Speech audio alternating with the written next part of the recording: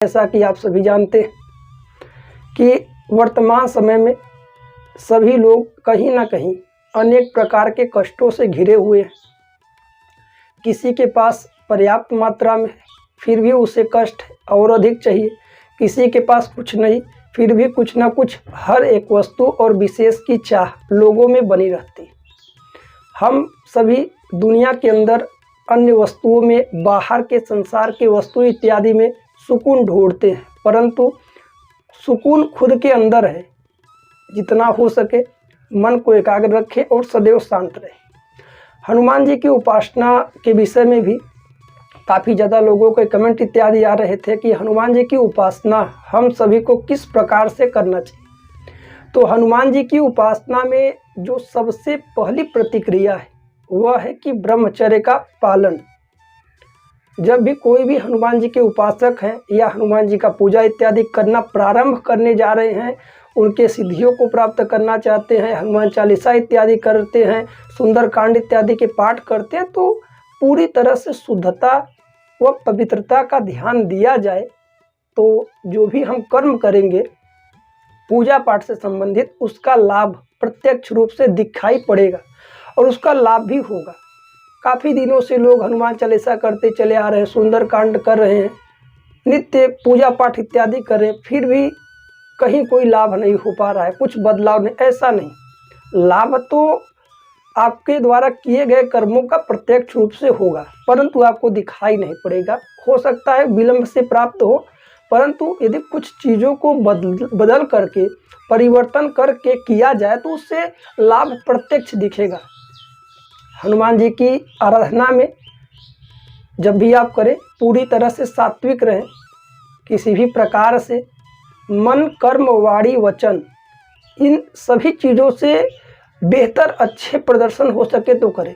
किसी के प्रति मन में ईर्ष्या द्वेष ना रखें, सात्विक भोजन इत्यादि करें, भूमि पर शयन करिए।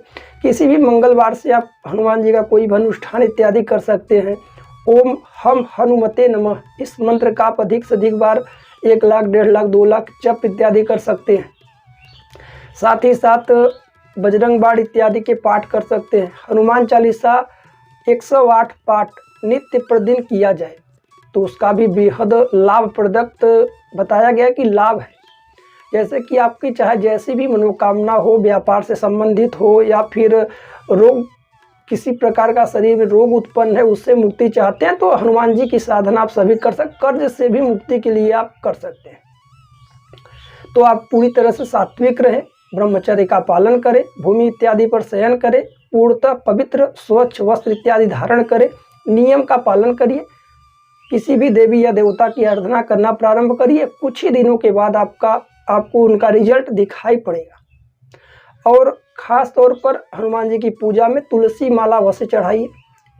अगर आपकी छोटी मोटी कोई भी कामना हो तो आप बड़ा कोई अनुष्ठान इत्यादि नहीं कर पाते, बड़ा पूजन पाठ नहीं कर पा रहे हैं, आज के दौर में, आज के समाज में लोग इतने व्यस्त हैं कि अन्य कार्यों के लिए वक्त निकल जाता है, परंतु पूजा पाठ जैसे कर्म हुए, अच्छे कार्य के लिए वक्त नहीं निकल पाता। इसलिए थोड़ा बहुत तो वक्त निकालें। फिर भी कोई छोटी मोटी कामना है तो हनुमान जी को 3 मंगलवार लगातार तुलसी की माला आप पूरे श्रद्धा भाव से चढ़ाइए। 1 चमेली के तेल का दीपक जलाइए और मंगलवार करके 3 मंगलवार 108 पाठ करिए। इसके लाभ दिखेंगे। हालांकि ऐसा ना सोचे कि सूर्य पूरब की जगह पश्चिम से उगने लगे। ये सब करने के बाद जो भी आपके कामना है वह पूर्ण होगी आपके कर्मों के आधार पर। जैसा आपका कर्म होगा वैसा आपको फल मिलेगा। इसलिए अच्छे भाव से, अच्छे विचार से प्रभु की शरणागति में रहे और निष्काम भाव से प्रभु की सेवा करिए। भगवान सब कुछ जानते हैं, वर्तमान भूत भविष्य त्रिकालज्ञ हैं, उनसे कुछ छिपा नहीं। इसलिए आप केवल अपने कर्मों पर ध्यान दें, बाकी सब कुछ बेहतर होगा। आइए